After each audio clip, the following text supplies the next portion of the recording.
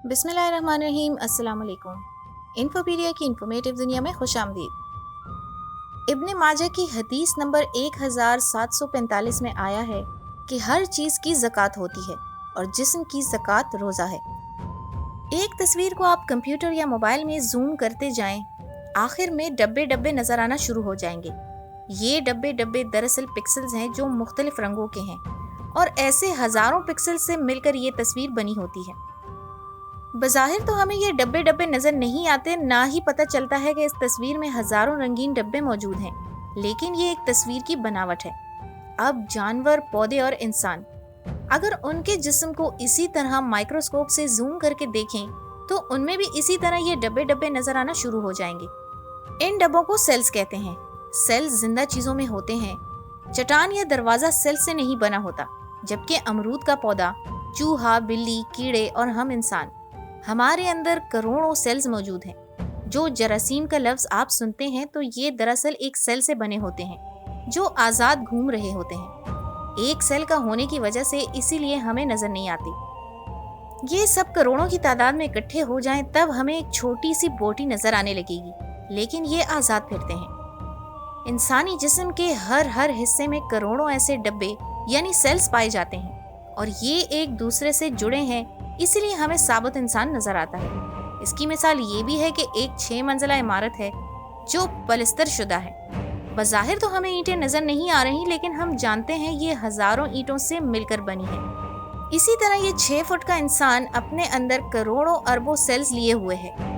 ये सेल्स मुख्तलिफ किस्म की शक्लों के होते हैं और काम भी मुख्तलिफ करते हैं। एक जैसे सेल्स मिलकर थोड़ी मोटी बोटी बनाते हैं जिसे टिश्यू कहते हैं। एक जैसे टिश्यू मिलकर जिस्म का एक पूरा हिस्सा बनाते हैं, मसलन दिल, गुर्दे, इंसानी खाल, मसल्स वगैरह, जिन्हें ऑर्गन्स कहते हैं। और एक जैसे ऑर्गन्स पूरा निज़ाम बना देते हैं, जैसे मैदा, छोटी आंत, बड़ी आंत, जिगर, पित्ता वगैरह निज़ाम इंहिज़ाम यानी डाइजेस्टिव सिस्टम बनाते हैं। इंसानी जिस्म के अंदर ऐसे ही बहुत सारे निज़ाम हर वक्त चल रहे हैं और एक इंसान इन्हीं चंद निज़ामों का मजमुआ है। अब इंसानी जिस्म के किसी भी हिस्से का कोई भी सेल ले लें, ये डब्बा ऐसे ही चुपचाप नहीं पड़ा हुआ, बल्कि उसे जिंदा रहने के लिए जिंदा चीज की तरह एक्ट करना पड़ेगा। इसीलिए अल्लाह ताला ने उसे मुकम्मल एक फैक्ट्री बनाया है।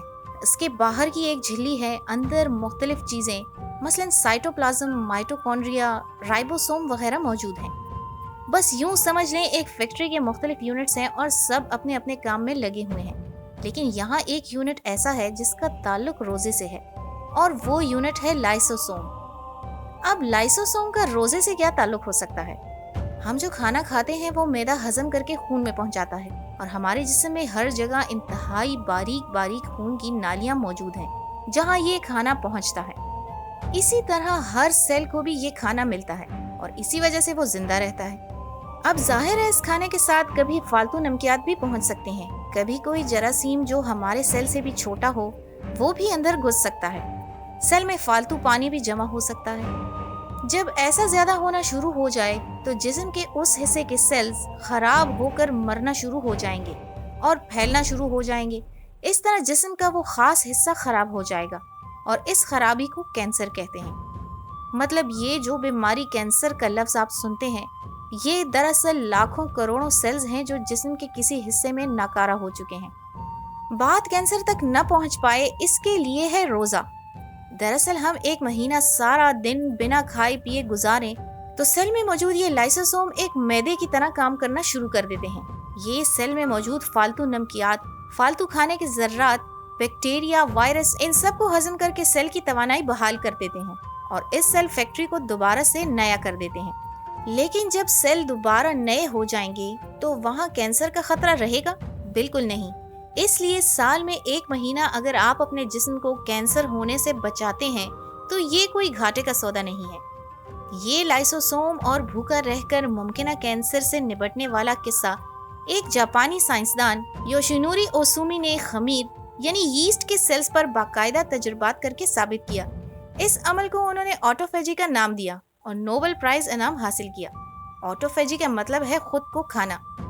इस तहकीक के बाद तो जैसे यूरोप और अमेरिका में आग लग गई और बहुत सारे डॉक्टर्स सामने आए। उन्होंने लोगों को भूखा रहने की प्रैक्टिस करने یعنی روزہ رکھنے کی دعوت دی، لیکن حقیقی طریقے کا ابھی بھی سائنسی لحاظ سے ٹھیک اندازہ نہیں کہ کتنی دیر اور کب تک۔ اس کے لیے ان لوگوں کو دعوت عام ہے کہ آئیں، قرآن کے طریقے کو بھی آزما کر دیکھ لیں اور دیکھیں کائنات کا سب سے بڑا سائنسدان کیا کہہ رہا ہے۔ سورہ بقرہ کی آیت نمبر 187 میں اللہ کا ارشاد ہے، اور کھاتے پیتے رہا کرو یہاں تک کہ تم پر صبح کا سفید ڈورا رات کے ڈورے سے الگ ہو کر نمایاں ہو جائے، پھر روزہ رات آنے تک پورا کرو، اور پھر رمضان یعنی 1 مہینہ صبح سے شام تک کچھ نہیں کھانا پینا، اور آپ کے جسم کے سیلز دوبارہ سے نئے ہونا شروع اور کینسر سے بچت۔ واہ، بڑا زبردست سستا سودا ہے۔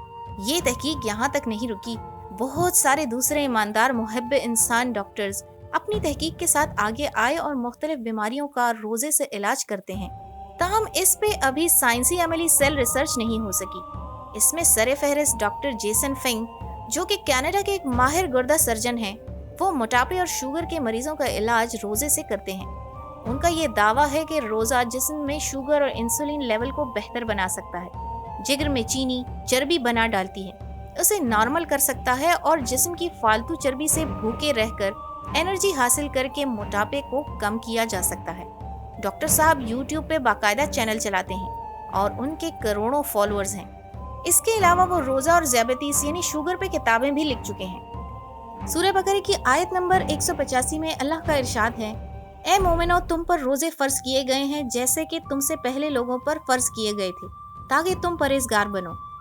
چند دن گنتی کے تو جو ہو تم میں بیمار یا سفر میں تو شمار پورا کر لے دوسرے دنوں میں، اور ان لوگوں پر جو اس کی طاقت رکھتے ہیں لیکن نہ رکھیں تو فدیہ ہے کھانا کھلانا 1 مسکین کو، پھر جو کرے اپنی مرضی سے زیادہ نیکی تو یہ زیادہ اچھا ہے اس کے حق میں، اور اگر روزہ رکھو تو یہ بہت بہتر ہے تمہارے حق میں اگر تم سمجھو۔